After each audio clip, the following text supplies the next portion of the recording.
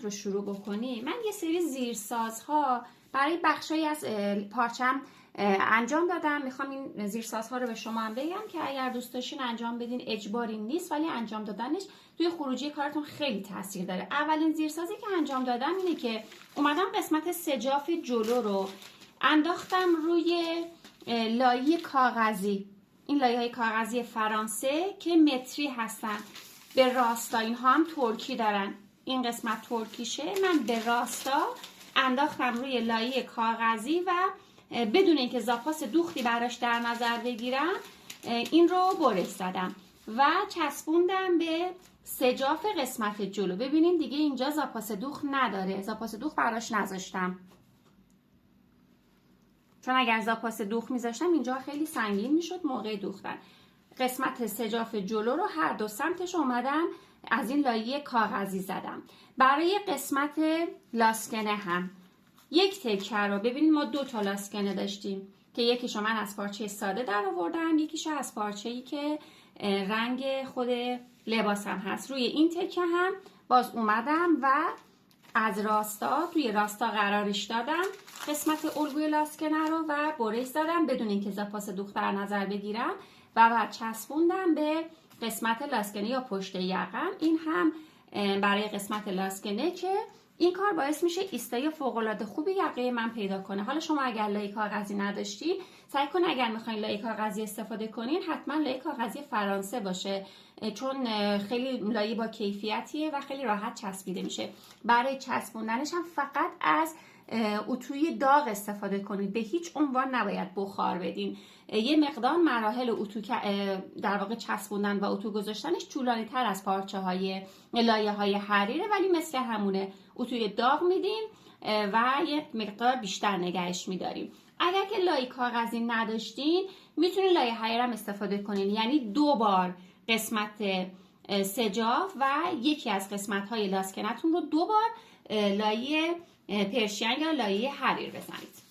زیرساز دومی که انجام دادم برای قسمت تاج آستین بود، چون میخوام در نهایت کپ آستینم کپ خوبی باشه. میام و روی الگوی آستین روی هر 2 تکه من این کار رو انجام دادم. روی هر 2 تکه این 2 تا رو کنار هم دیگه میذاریم از قسمتی که ببین الان این 2 تا درز باید به هم دیگه دوخته بشن. این 2 تا رو کنار هم دیگه گذاشتم، از اینجا به اندازه 6 سانتی متر، از اینجا به اندازه 6 سانتی متر پایین اومدم و یه همچین فرم هلالی رو طراحی کردم. از این قسمت یک کپی برداشتم و انداختم روی لایه حریر یا لایه پرشین. کپی هم بر نداشتین میتونین این رو بذارین لایه حریر یا لایه پرشین رو بندازین روش، چون نازکه خیلی راحت اینا مشخصن.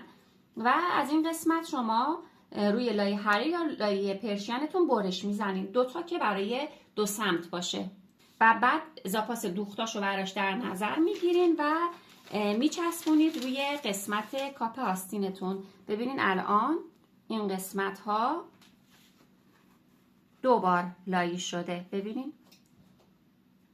و همینطور این قسمت بالا 2 بار لایه شده. یه بار اولی بود که کل پارچه لایه شده بود، یه بارم این تیکه.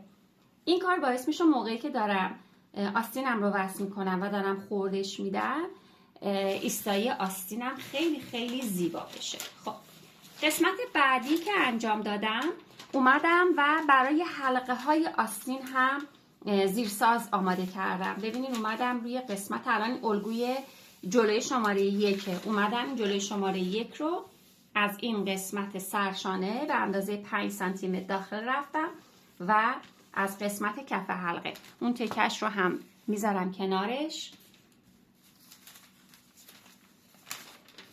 این میشه تکه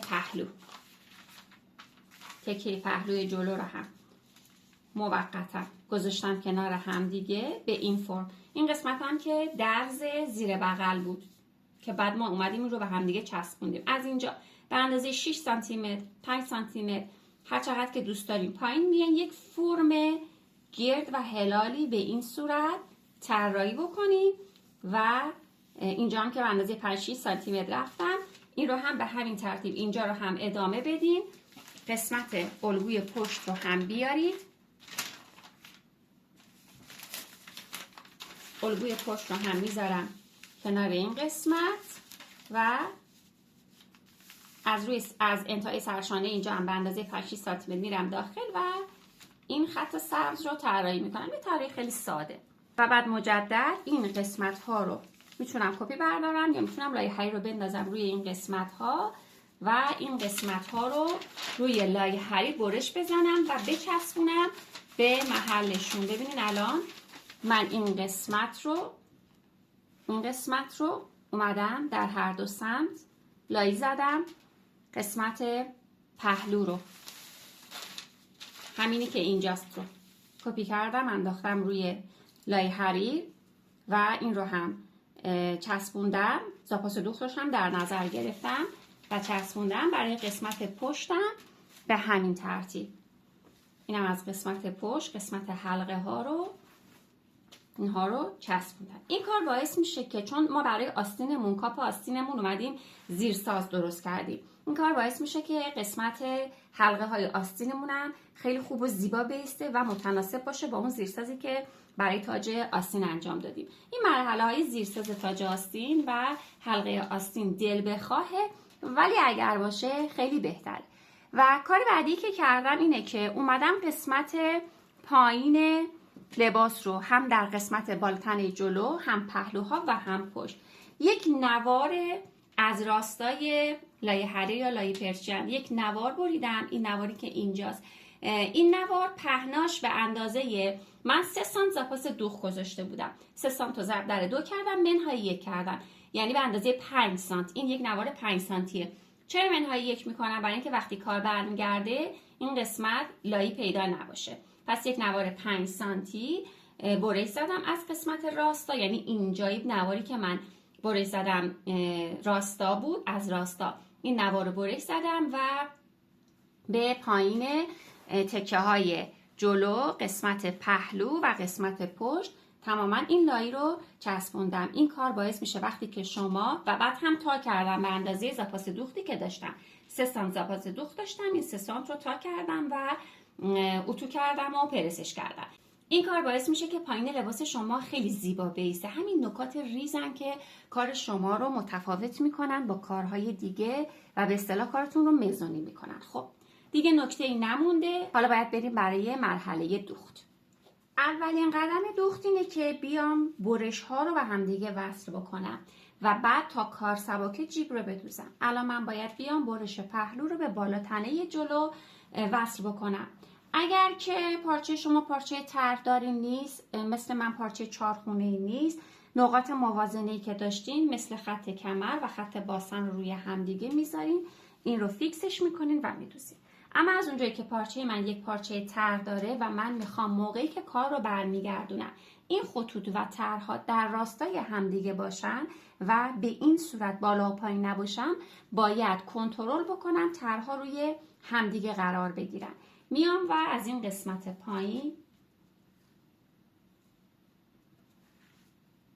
این رو چک میکنم، کنترل میکنم که طرح‌ها روی همدیگه باشن. اگر موقع برش نکات رو رعایت کرده باشم و دقت کرده باشم که خطوط در راستای همدیگه قرار بگیرن، اینجا برای فیکس کردنش مشکلی ندارم.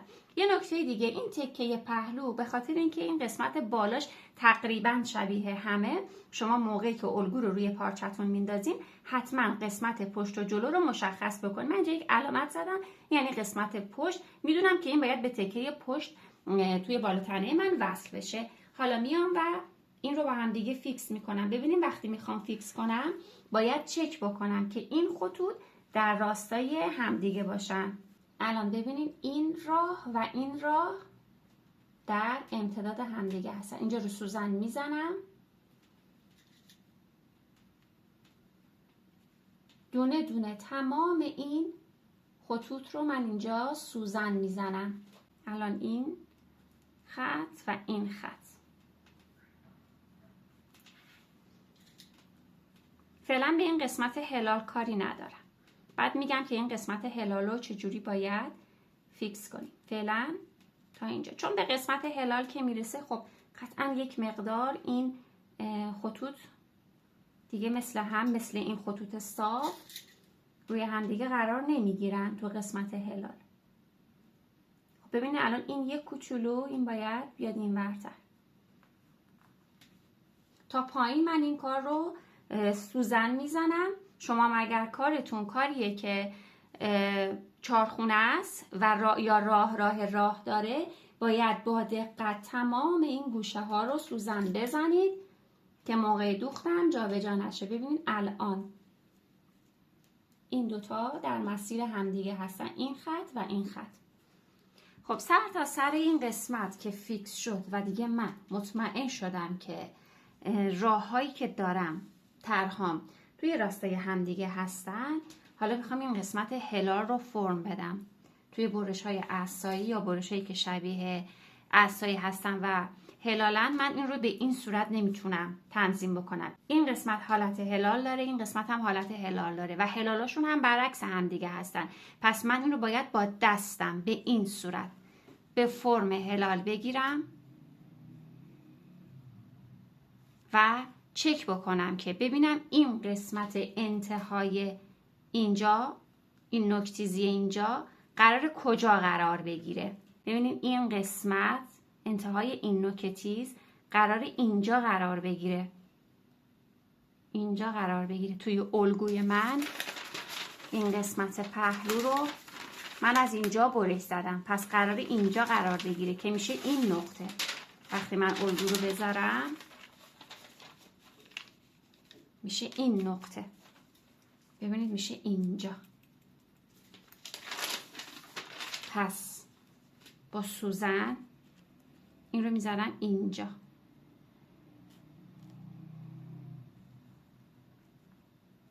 حالا با دستم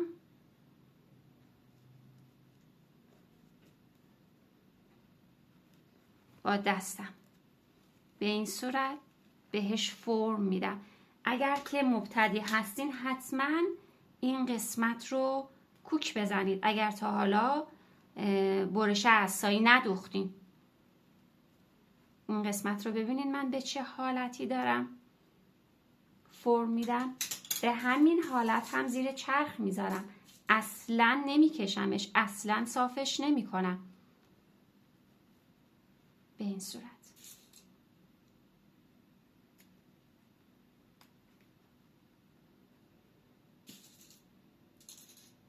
الان خیلی راحت توی هم دیگه جا افتادن، ولی اگر به حالت صاف بود اصلا همچین اتفاقی نمی افتاد. خب حالا دیگه میذارم زیر چرخ. قبلش میتونم این پنسی که اینجا بود رو بدوزم. اصلا قبل از اینکه این تکه رو وصل کنم میتونم پنس رو بدوزم، اما من وصل کردم که یه دفعه میرم پای چرخ همه کارا رو با هم انجام بدم. ببینید این پنس رو به این صورت، اون قسمت نوک تیز پنس رو اینجا و اینجا میتونید یک خط بکشین.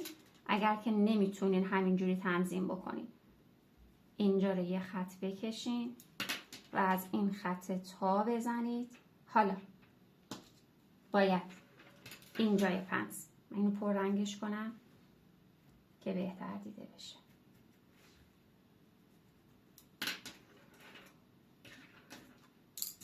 ببینید این گوشه وقتی که این رو تا کردم، این گوشه باید بیاد بره توی این گوشه، دقیق باید اینجا قرار بگیره. دوباره حالا میذارمش اینجا سوزن و از اینجا درش میارم.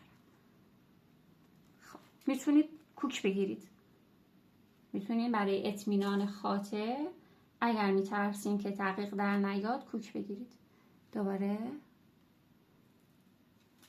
به این صورت.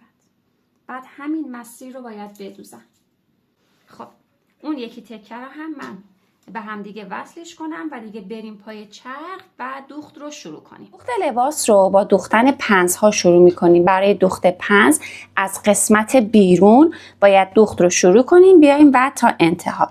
ببینید سوزن رو تنظیم میکنم قشنگ دقیقاً روی همین خطی که اینجا کشیده بودم. دوخت نگه دارندم رو میزنم.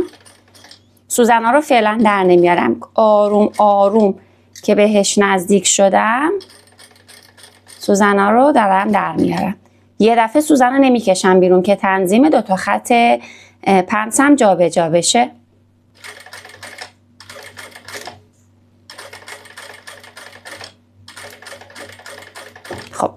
انتهای پنس من اینجاست. این مسیر رو تا انتها میرم. خب این رو ببینین دارم خالی میدوزم، از انتها نمیچینم نخ رو.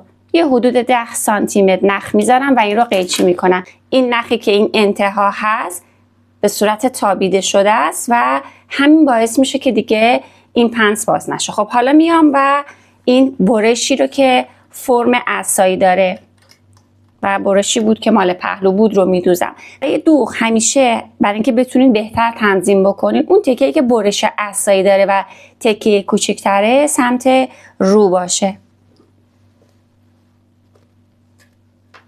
ببینین این سوزنی که این نقطه و این نقطه رو به هم دیگه وصل کرد رو جدا نمی‌کنین که تنظیمش به هم نخوره. حالا میخوام بدوزم. فرم عصایی داشت برش من. این رو به این صورت توی دستم میگیرم، صاف نمیذارم. این رو به این صورت توی دستم میذارم و دوخت میکنم. سوزنا رو وقتی رسیدم بهشون آروم آروم جدا میکنم.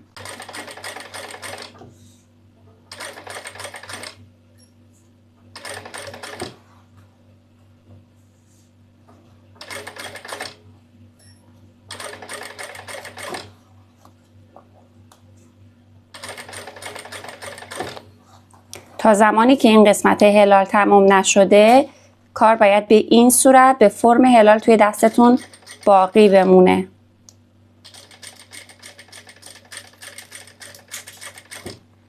خب دیگه تمام شد فرم هلال. حالا خیلی راحت روی زاپاس دوختی که داشتم دوخت رو انجام میدم. وقتی سوزناتون رو به این فرم میزنین توی لباس دیگه موقع دوختن خیلی راحت میتونید روش رو دوخت بزنید.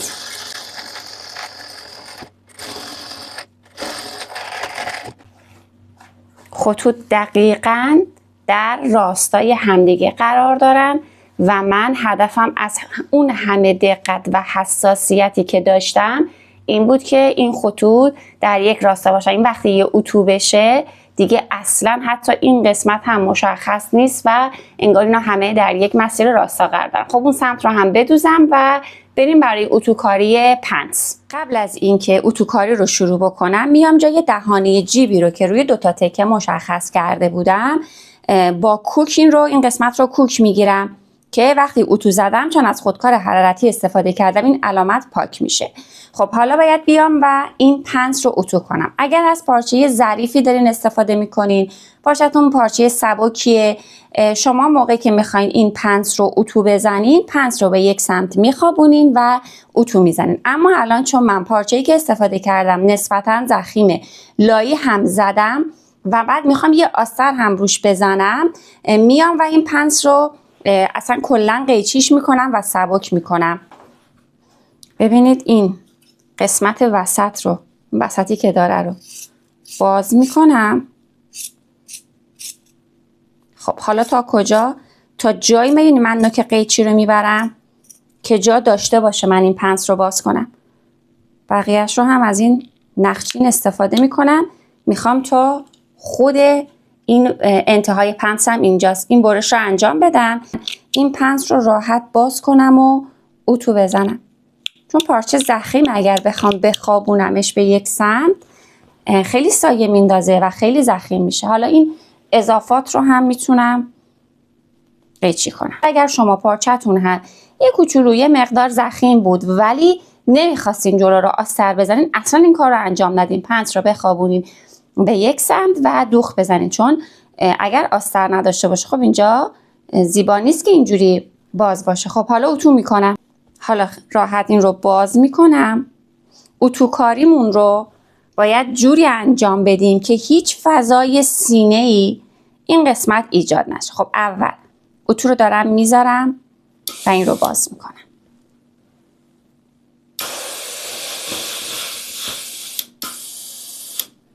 اتوی سرد هم حتما استفاده میکنم که پرس بشه.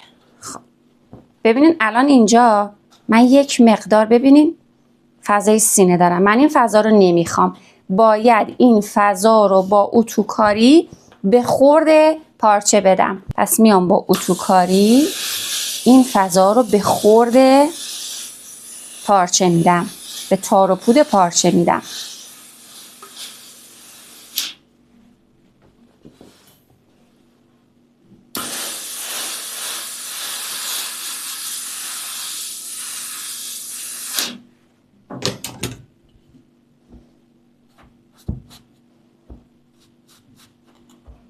الان کاملا صاف و یک دست شد و دیگه من اینجا فضا ندارم.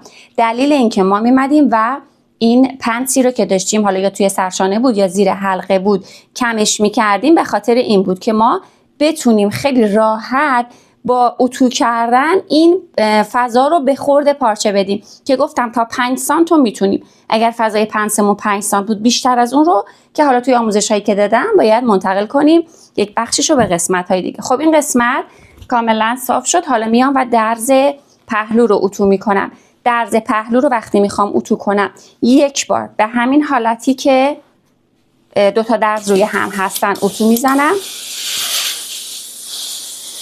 یک بار همین رو بازش میکنم، این درز رو حالا باز میکنم،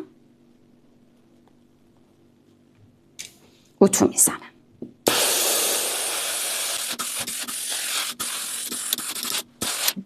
اتوی سرد حتما بذارید. اگر نمیخواین کارتون رو آستر بدین، حتما این قسمت ها رو همین الان تمیزدوزی کنید، یا نوار اوریب بزنید یا سردوز کنید.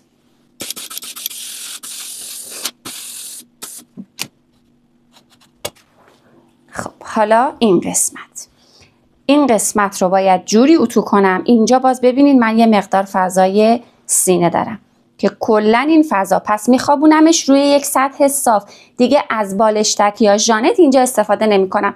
اگر لباسی بود که حالت اندامی داشت، باید این قسمت رو روی بالشتک یا ژانت اتو میزدم که فضای سینم حفظ بشه. اما الان این کار رو نمی کنم. این قسمت ها رو هم همزمان که دارم اتو میزنم، این قسمت ها رو هم اتو میزنم که کلا کارم صاف و یک دست بشه. یه اتو هم از رو میزنم. وقتی میخواین از رو اتو بزنین، برای اینکه ردی روی قسمت کارتون، روی کارتون نیفته، حتما یه پارچه متقال روی کارتون پهن بکنین و اتوتون رو انجام بدین. ببینین این قسمت هایی که احتمال میدم فضای سینه توی اونها مونده باشه، دارم به حالت دورانی، ببینید به حالت دورانی اتو میزنم که حجم سینه رو خورد بدم توی تار و پود پارچه. خب اون یکی سمت رو هم اتو میزنم و مرحله بعد دوختن جیب هاست. برای دوخت جیب شما احتیاج به 4 تا نوار فیلتاب دارین که این نوارها باید از قسمتی از پارچه باشن که کشسانی نداشته باشن. اینجا نباید کش بیاد، حتما هم باید لایی شده باشن، حالا یا لایی پرشین یا لایی کاغذی. پهنای این نوار 2 برابر پهنای فیلتاب مورد نظرتون به اضافه 2 سانت. مثلا اگر شما میخواین در نهایت فیلتابی که روی جیبتون دوختین هر کدوم از فیلتاب ها 1 سانتی متر پهناش باشه، 1 رو ضرب در 2 میکنید، به اضافه 2 میکنید که میشه 4 سانتی متر. پس پهنای این فیلتاب برای من 4 سانتی متره. بلندیش هم به اندازه 4-5 سانتی متر بلندتر از دهانه جیبتون. الان دهانه جیب برای من 12. من این فیلتاب ها رو 18 سانت در نظر گرفتم بلندیشون رو. خب پس 4 تا از این فیلتاب ها احتیاج داریم. خب من میخوام برای این جیب فیلتاب نقاب هم بدوزم که این نقاب دوختش اختیاریه. شما اگر دوست داشتین میتونید فقط جیب 2 فیلتاب معمولی بدوزین، ولی خب با نقاب قشنگتره. حالا من نقابش رو چون پارچم ضخیمه میخوام جوری طراحی کنم که وقتی پارچه رو برگردوندم، نقاب رو برگردوندم و اتو کردم، هیچ درز دوختی از روی کار مشخص نباشه. پس من یه الگوی خاص براش میکشم. یک خط روی کاغذ خط صاف میکشم که از اینجا تا اینجا به اندازه دهانه جیبه. الان دهانه جیب برای من چیزی که مشخص کردم 12. پس این اندازه 12. بلندیش میشه 2 برابر بلندی اون نقابی که میخوام برای جیبم استفاده کنم. من میخوام در نهایت نقاب جیب رو که دوختم 6 سانتی متر بلندیش باشه که 6 رو 2 برابر میکنم میشه 12. پس این هم میشه 12 سانتی متر و 1 کادر میکشم. این میشه کادر جیبم. اما اگر من این جیب رو به همین صورت بندازم روی پارچه و برش بزنم موقعی که دوختم، چون پارچه‌م ضخیمه درزای دوخت مشخصه. کاری که میکنم اینه که میام از قسمت بالا به اندازه 2 الی 3 سانتی متر بیرون میام. من 2 سانتی متر بیرون اومدم. از این سمتم به اندازه همقدری که اینور بیرون رفتم. از اینجا هم به اندازه 2 سانتی متر بیرون میام. پس اینجا 2 سانتی متر، اینجا هم 2 سانتی متر. از قبل آماده کردم. به این صورت این زوزنقه رو الگو رو گذاشتم. 1 سانت دور تا دور رو زاپاس دوخت میذارم و برش میزنم. این دیگه میشه نقاب جیب من. خب حالا باید بیام و اون قسمتی که قراره جیب روش دوخته بشه یه زیرساز براش انجام بدم. از قسمت پشت یه تیکه لایه کاغذی که از قسمتی که اوریب نباشه، کش نیاد، میذارم اینجا و این رو قرار میدم و میچسبونم. اما اگر من این رو چسبوندم این نخهای زیر دیگه در آوردنش سخته. اول میام این ابتدا رو میچسبونم، این انتها رو هم میچسبونم. لایه کاغذی که میچسبونین بزرگتر از اون مقدار دهانه جیبتون باشه. دهانه جیب از اینجا بود، علامتش رو میزنم. اینم از اینجا تا اینجا بود. خب حالا این رو باید بچسبونم. قبلش میام با یه خودکاری که حرارتی نباشه، خیلی کم رنگ، این رو که جوهرش هم پس نده، این دهانه جیب رو علامتش رو میزنم. حالا دیگه میتونم این نخهای کوک رو در بیارم. فقط هم برای چسبوندن لایه کاغذی از اتوی بخار، از اتوی خشک استفاده میکنیم. اصلا بخار نمیزنیم، از اتوی داغ. الان این دیگه چسبید. حالا باید این علامت دهانه جیب رو به سمت رو هم منتقل بکنم، چون ما جیب رو از سمت رو میدوزیم. خب اینجا رو سوزن میزنم، انتها رو، اینجا رو هم یه سوزن میزنم.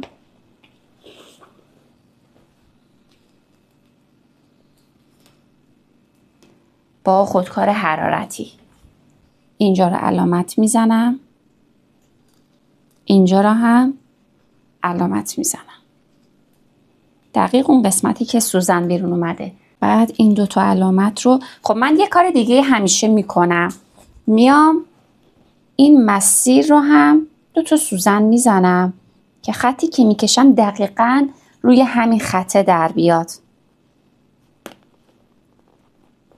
الان این اینجاست، اینم اون یکی علامت، اینم سوزنا.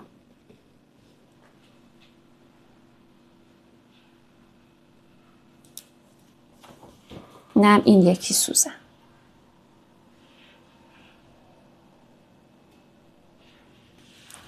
خب حالا خطوط رو به هم وصل میکنم. خب میخوام فیلتاب ها رو روی جای جیبم، دهانه جیبم مشخص بکنم و بعد دوخت بکنم. از قسمت پایینی که دولایه بازه، این قسمتی که دولایه بازه، به اندازه 1 سانت زاپاس دوختی که داشتیم علامت میزنیم، خط 1 سانت زاپاس دوخت رو میکشیم. حالا این رو جوری من میخوام تنظیم کنم که در نهایت وقتی که این فیلتاب رو دوختم به لباسم، این راه ها توی مسیر همدیگه باشن، توی یک امتداد باشن. الان اگر من این رو به این شکل بذارم، این راه ها توی یک مسیرن. برای همین من گفتم فیلتاب ها رو بلندتر آماده کنیم که دستمون باز باشه این قسمت، برای اینکه بخوام اینها رو من تنظیم بکنم. موقع تنظیم کردم وقتی که دیگه مطمئن شدم راه ها توی یک مسیر هستن، اگر پارچم تر داره، باید این قسمت دهانه باز فیلتابم رو مماس کنم با این خط دهانه جیبی که منتقلش کردم روی پارچه. خب این الان فیکس شد. فیلتاب دوم رو هم به همین ترتیب جوری من فیکسش میکنم که این قسمت پایینی لبه بازش اول یک سنزاپاس دوخت رو مشخص میکنم، اینجا قرار بگیره، قشنگ خطها توی یک مسیر و راستا باشن و بعد این رو هم ببینید الان این لبه مماسه بر دهانه جیبم. این رو هم فیکس میکنم. خب حالا یه مسئله پیش میاد. ببینید موقعی که ما اینها رو سوزن زدیم الان ببینید این دهانه جیب الان این فیلتاب مماسه بر این خط دهانه جیب، لبه باز فیلتاب مماسه بر خط دهانه جیب. اما یه مسئله اینجا پیش میاد. من اینا رو سوزن زدم، این سوزن باعث شده که جمع بشه، فیلتاب من جمع بشه. قطعا موقعی که رفتم پای چرخ و خواستم دوخت رو انجام بدم این رو من کش میارم. پس کاری که میکنم وقتی فیکس کردم مطمئن شدم از جاش، میام و با سوزن کوک میگیرم این مسیر رو که دیگه اینجوری حالت جمع شدگی من نداشته باشم. من کوکا رو زدم، این خط 1 سانت هم با خودکارابی مشخص کردم که بهتر معلوم باشه. حالا این قسمت رو ابتدای دهانه جیب رو سوزن میزنم، باید روی فیلتاب ها مشخص بشه که من تا کجا رو باید بدوزم. میشه اینجا.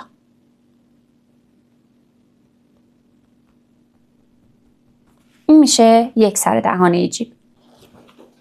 یکی دیگرش هم اینجاست. این رو هم دوباره سوزن میزنم. سوزن که میخوام اینجا بکشم بیرون صاف، این سوزن رو صاف میکشم اینجا، انتهای سوزن رو علامتش رو میزنم. حالا با یه خط کش که صاف کارم رو انجام بدم، اینجا باید زاویه 90 درجه باشه. خیلی مهمه که این گوشه ها رو توی دوخت صاف در بیاریم. خب این از این سمت هم همینطور.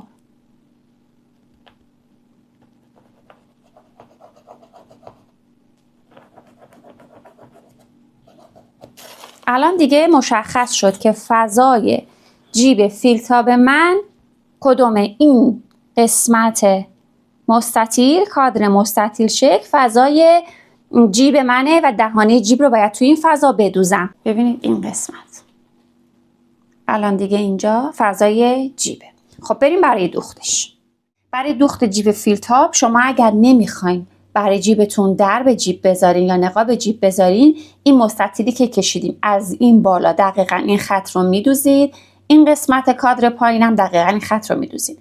اما اگر میخواین براش درب جیب بذارین، چون که از این گوشه ها از زیر درب شما هر جور هم که بدوزین این گوشه ها پیدا میشه، برای اینکه کارتون خیلی شیک و تمیز در بیاد، از این گوشه به اندازه 3-4 میل برید داخل تا اینجا بدوزین، از اینجا به اندازه 3-4 میل برید داخل تا اینجا بدوزین. یعنی این قسمتی که پایین میدوزین یه 3-4 میل کوتاه تره. چون پارچه من تر داره و ممکنه شما متوجه یه سری از ریزه‌کاری ها روی دوخت نشین، مخصوصا برای اینکه افرادی که مبتدی هستن بعد از اینکه دوخت جیب رو روی این پارچه تمام کردم، روی یک پارچه ساده تر هم دوخت جیب دو فیلتاب رو بهتون آموزش میدم. ولی خواستم روی پارچه اصلی که ژاکارده هم جیب رو بدوزم که ببینید کاری نداره. روی هر پارچه شما اگر تکنیک ها رو بلد باشین میتونید دوختتون رو انجام بدید. خب چون من میخوام برای این جیب درد بذارم، پس پایینی رو یه مقدار کوتاه‌تر میدوزم. حالا موقعی که میخواین جیب بدوزین سعی کنین درجه دوختتون رو کم کنین. اگر در حالت عادی روی 2.5 الان بذاریدش روی 1 یا 1.5، دیگه کمتر از 1 نذارید. خب اونقدری هم ریز نباشه که خیلی بخیه‌ها نزدیکی هم دیگه باشه. حالا میخوام شروع کنم دوختن. برای اینکه دوختم خیلی تمیز و دقیق در بیاد و ابتدای دوختم باز نشه، برای اینکه دوخت رو شروع کنم به اندازه 5 میل میام جلوتر، سوزن رو میذارم اینجا و بعد برگشت میزنم میرم عقب، بعد میام بقیه دوختم رو انجام میدم. اگر از ابتدای این کات سوزن رو بذاریم دوخت اینجا باز میشه، پس من به اندازه 5 میل میام جلوتر، اینجا سوزن رو میذارم، دوخت برگشت میرم و میام مسیر رو میدوزم. ببینید به این صورت من سوزن رو میارم میذارم اینجا، سوزن اینجاست 5 میل جلوتر از این خط میذارمش، سوزن رو میذارم. حالا یه بخیه میزنم و میرم عقب تا برسم به خطم. ببین الان رسیدم به این خط. حالا دیگه این مسیر رو میدوزم با دستم. فیل تابو اینجوری نگه میدارم که کش نیارم فیل تابو. اصلا سری دوخت نمی کنیم، آروم آروم دوخت میکنیم که پارچه رو کش نیاریم. اگه پارچه رو کش آوردیم، فیل تابو کش آوردیم، جای ابتدای دهانمون تغییر میکنه، جا به جا میشه. خب تا اینجا خط انتهای دهان است. دقیقاً ببین من الان به اندازه کمتر از 1 پایه باید دوخت بزنم تا برسم به این خط، به اندازه کمتر از 1 سوزن. الان اگر سوزنم رو یه دوخت دیگه بزنم میفته بعد از این خط. میام درجه دوختم رو باز هم ریزتر میکنم. الان 2 تا بخیه زدم چون خیلی ریزش کردم. دوباره برمیگردونم به حالت قبل و دوخت برگشت یا نگه دارندم رو میزنم. سرقایمو زدم. این دوخت اینجا تموم شد. دوختی که میزنم باید چک کنم از پشت دقیقاً با این خطی که اینجا دارم یکسان باشه. ببینید الان برای من یه بخیه رفته بالاتر. این یه بخیه رو بازش میکنم. بعد میرم از سمت عقب، از سمت روی کار یه بار دیگه دوخت رو محکم میکنم. حالا اون سمت پایین، برای سمت پایین گفتم الان سمت پایینه. گفتم برای سمت پایین به خاطر اینکه نمیخوام درب جیبم مشخص باشه، به اندازه 3-4 میل اومدم از این خط داخلتر شروع میکنم به دوختن. باز از این 3-4 میل سوزن رو نمیذارم اینجا، میام یه حدوداً 5 میل میام این برتر، سوزن رو میذارم اینجا، یه دونه دوخت میزنم. حالا برمیگردم عقب تا اون علامتی که زده بودم. قد حواسم باشه که علامت رو اینجا داشته باشم که بدونم قراره تا اینجا دوخت بزنم. خب حالا دیگه میام این خط رو میدوزم.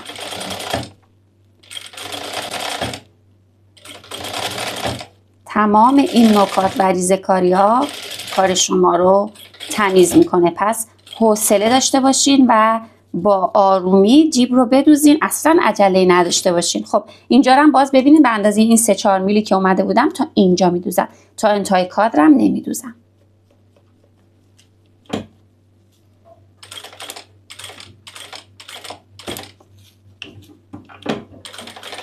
سرقائمه میزنم و تمام.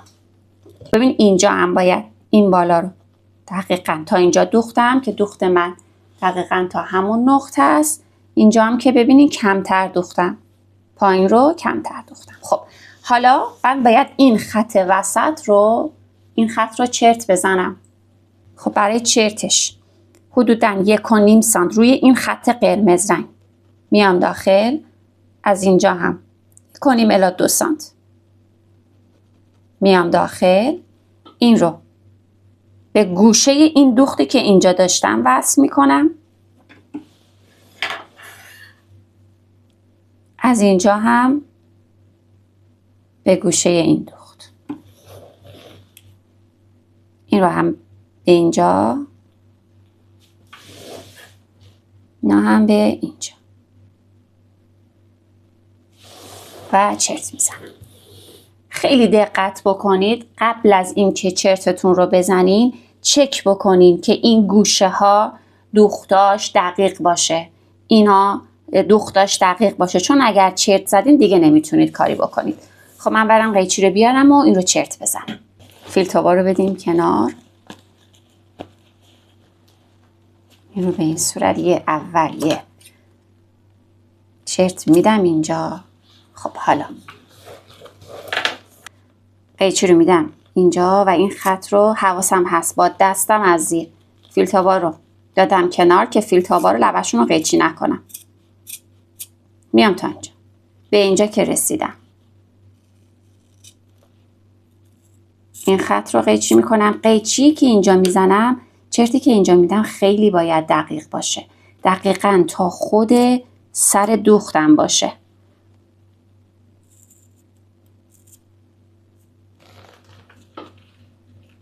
و این رو هم همینطور دوختم رو، فقط حواسم هست که آسیب نزنم.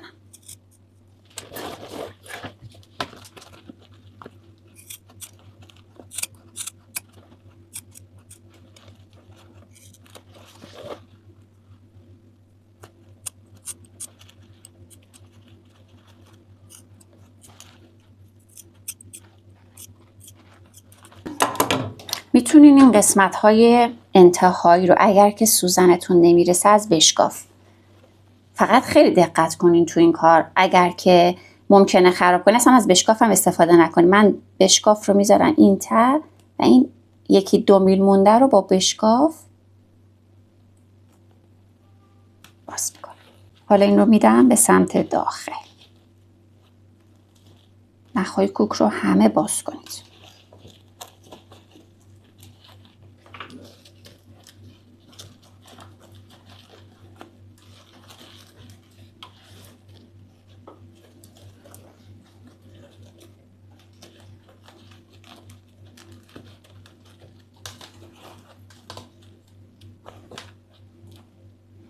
ببینید این قسمت پایین اینجا به این صورت کج شد و من همین رو میخواستم. البته برای زمانی که باز هم تاکید میکنم، زمانی که شما میخواین برای جیبتون نقاب بذارین. در غیر این صورت اگر جیب نقاب نداره که این دوتا باید دقیقاً روبروی همدیگه باشن. همین که حالت کجی که داره باعث میشه وقتی درب جیب اومد قرار گرفت دیگه این گوشه ها پیدا نباشه و کارتون خیلی خوشگل‌تر و تمیزتر میشه. خب حالا اینجا رو ببینید، من هنوز ببینید اینجا هنوز یک کوچولو فاصله داره تا دوختم، برای همین کیس وای میسه. اگر این رو تا بیخ دوختم من چرت نزنم، موقعی که برش میگردونم کیس داره. حتی اگر 1 میل فاصله بود اون 1 میل کیس درست میکنه. من حدوداً 1 میل فاصله داره.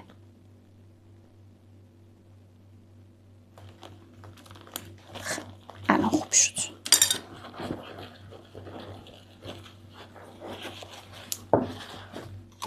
خب این رو تمیز و قشنگ برمیگردونم به سمت داخل و باید اتو بشه. قبل از اینکه اتو بشه من میام یک کوک روش میزنم که موقع اتوکاری جا به جا نشه.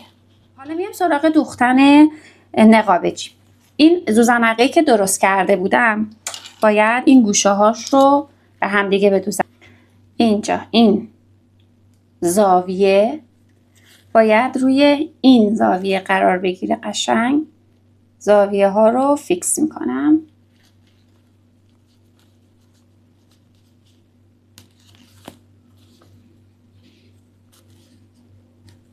پاس دوختا رو دقیق روی هم دیگه منطبق میکنم.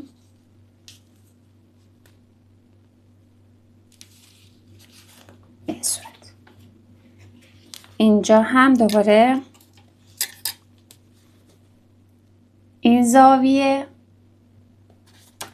روی این زاویه باید قرار بگیره. جا هم زاپاس دوختا رو روی همدیگه فیکس میکنم. حالا شروع میکنم به دوختن.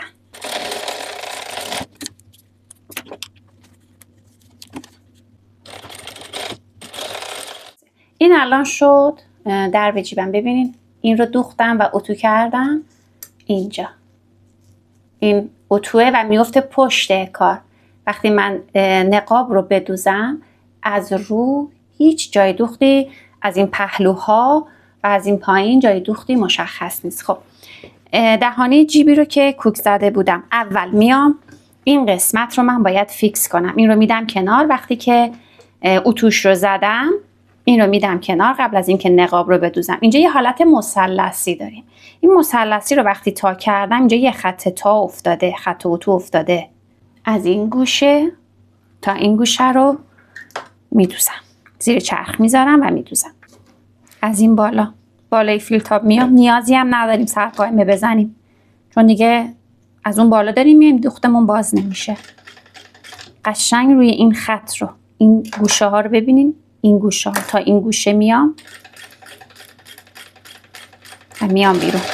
حالا این نقاب جیبی رو که آماده کرده بودم میذارم داخل این فیل تاب. فقط نگاه کنید از اون قسمتی که دوخت داره، این قسمتی که دوخت داره میره به سمت زیر. از این قسمت من این رو میذارم داخل، میدم داخل و از پشت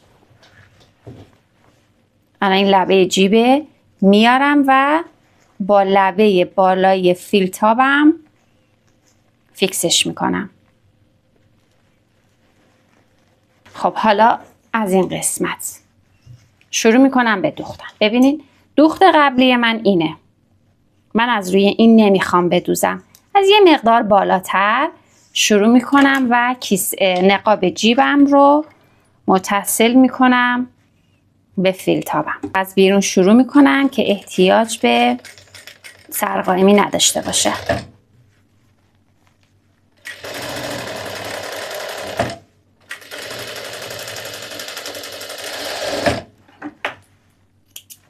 خب ببینید و یه اتو میزنم.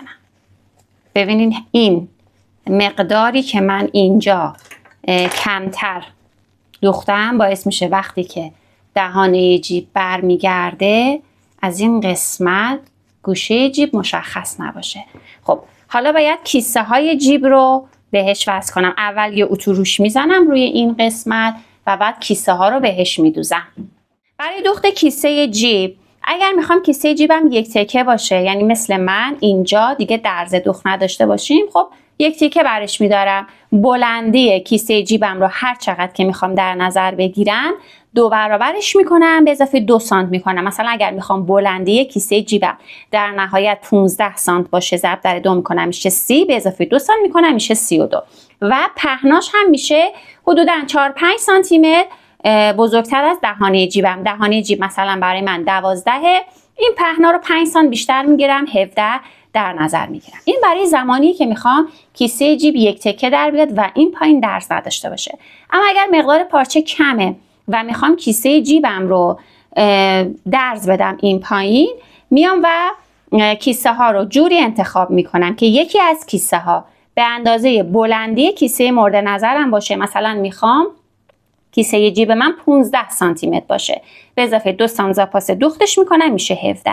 یکی از کیسه ها رو، یکی از این کیسه دوم رو 2 سانت بزرگتر در نظر میگیرم به اندازه این فیل تابی که اینجا دارم 2 تا 3 سانتی متر به اندازه این فیل تاب بالایی که دارم بلندتر در نظر میگیرم. مثلا اگر یکی از کیسه ها رو 15 در نظر گرفتم اون یکی رو 17 در نظر میگیرم. حالا بعد دلیلش رو توی دوخت بهتون میگم که وقتی که کیسه ها رو دوختیم پایینشون یکی کوتاه نباشه یکی بلند، به خاطر اینکه لبه یکیشون رو ما بالاتر وصل میکنیم. حالا برای دوختنش ببینین الان اینجا روی کیسه پارچه آستر اینجا پشتشه. اولین کاری که میکنم این آستری رو میذارم اینجا روی قسمت فیل تاب بالایی، به طوری که من این اضافات آستری رو که دارم از دو سر جیبم به یک اندازه باشه کنترل میکنم و این رو فیکس میکنم. تا قسمت زیری رو میرم این رو بالا به این صورت، ببینید به همین صورتی که بود میدمش بالا و میدوزمش به لبه فیل تاب پایینی. فقط دقت بکنین که انتهای این دوتا در یک راستا باشن. این شکلی مثلا نباشه، دوتا توی یک راستا باشن. خب حالا شروع میکنم به دوختن. اول فیل تاب بالا رو میدوزم.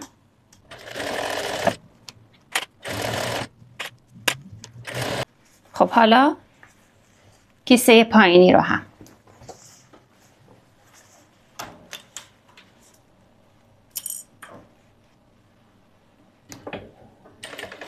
به این صورت میدوزم.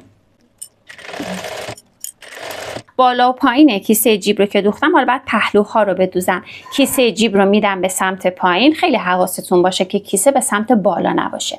کیسه جیب رو میدم به سمت پایین لباس و پهلو رو میدم کنار. حالا دقیقاً هم نمیخواد که روی دوخت مثلثی باشه، از کنارش دوختمون رو انجام میدیم. ببینید دوخت مثلثی اینجا بود، نمیخوام از روی این دوخت، چون این دوخت کجه. اگه دوخت صافی بود از روی دوخته میرفتم، ولی الان این دوخت کجیه. این دوتا فیل تاب حتما باید لب به لب هم باشن تا پایین. این رو میدوزم. حالا اگر که قسمت پایین آستری جیب شما درز میخورد که برمیگردین این درز رو میدوزین، اگر نه مثل من اینجا رو محکم میکنید. اگر که نمیخواین جلوی لباستون را آستر کشی بکنید، حتما کیسه های جیبتون رو تمیز بدوزین. این قسمت رو حالا بعداً یه اتو لازم داره، اضافاتش رو قیچی میکنین و اگر که قراره که آستری نداشته باشه لباستون، اینجا رو حتما یا نوار اریب بزنید، این قسمت بالا رو یا نوار اریب بزنید یا سردوز کنید، همینطور پهلوها رو. ولی اگر میخواین آستری بزنید دیگه نیازی نیست به این کارا، فقط قسمت های اضافهش رو قیچی بکنین و دیگه جیب ما، دوخت جیب ما تمام میشه. این از جیب دو فیل تاب نقاب دار. حالا باید سرشونه ها رو به هم دیگه وصل بکنیم که بتونم قسمت لاسکنه رو بهش وصل بکنم.